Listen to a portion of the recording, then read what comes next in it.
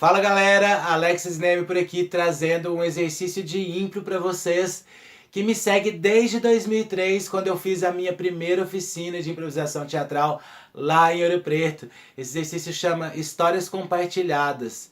À primeira vista ele parece ser um exercício que trabalha só o desbloqueio de ideias, o desbloqueio da criatividade, mas esse exercício tem várias camadas que podem ser trabalhados outros elementos da improvisação teatral. Eu trabalho ele em roda, então faço uma roda e os participantes vão contar uma história, cada um contando uma parte daquela história e construindo aquela história em conjunto. Essa dinâmica é bem simples, mas você pode trabalhar várias coisas nela.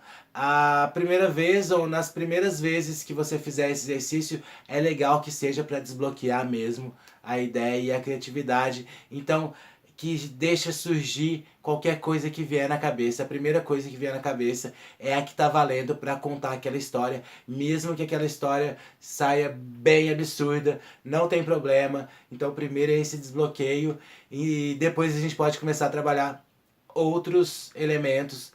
Por exemplo, a gente começa a perceber um início, meio e fim das histórias que estão sendo contadas. Outra coisa que é legal é que a gente não precisa falar todos uma frase só, ou uma palavra só, ou 3 frases cada um. Se alguém fala 4 ou 5 frases, talvez a próxima pessoa fale uma frase só, uma palavra, e passa a bola. E aí assim a gente começa a ver um ritmo dentro dessa história. Outra coisa que dá para trabalhar também é perceber alguns elementos nessa contação de história, que eles vão aparecer de alguma forma. Quando você estiver fazendo, você vai ver que eles já aparecem, mesmo que a gente não pense neles, e aí identificar e potencializar. Por exemplo, quem é o narrador dessa história, quem está contando essa história, ele vivenciou esses acontecimentos, ou ele é um narrador onisciente que sabe de tudo. A gente começa a perceber que tem descrições dentro dessa história, e também é legal potencializar isso, como que é o personagem,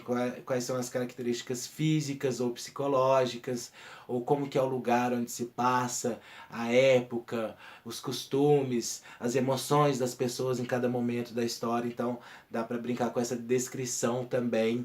E também com personagens que começam a aparecer. Sempre tem alguém que faz o personagem, mesmo que não estiver pensando nisso, vai pro corpo e faz a voz do personagem e o jeito de falar. E é legal perceber isso, perceber os diálogos e colocar isso depois de novo na história. Se for outra pessoa que for fazer esse mesmo personagem, também colocar o corpo, a voz, o jeito de falar e também os diálogos que começam a acontecer ali dentro dessa história. São várias coisas que dá pra gente perceber e potencializar. E tem várias formas que você pode começar esse exercício.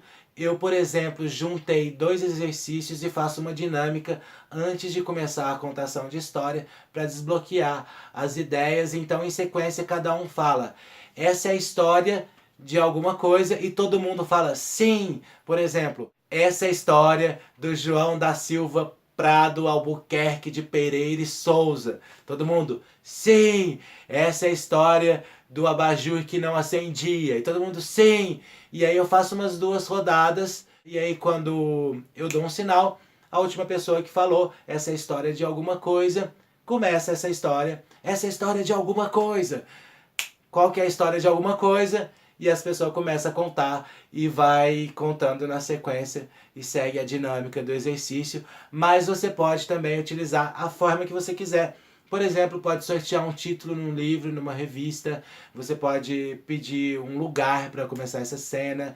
Você pode colocar uma música e deixar essa música estimular os participantes para começarem a história. Várias possibilidades aí de trabalho. E também você pode desenvolver outras coisas, fazer isso com o objetivo que você quer naquele momento. Se você tiver um objetivo específico, ver se esse exercício serve também para cumprir esse objetivo que você quer. Então dá para fazer ele várias vezes durante o treinamento, beleza? E para quem não sabe, eu escrevi um e-book para ajudar quem está iniciando na improvisação teatral, que quer dar aula de improvisação teatral, quer aplicar isso nas suas aulas, ou para quem já iniciou e quer ter um material ali para consulta, para poder aplicar também. É o Guia Prático da Improvisação Teatral. Lá tem esse exercício e mais 32 exercícios e mais 33 jogos de improviso e técnicas e elementos e fundamentos da improvisação teatral. Ele é gratuito, então se você não baixou ainda, é só acessar aqui no link que tá na descrição do vídeo. E é isso que eu queria falar com vocês hoje. Valeu, um abraço e até o próximo vídeo.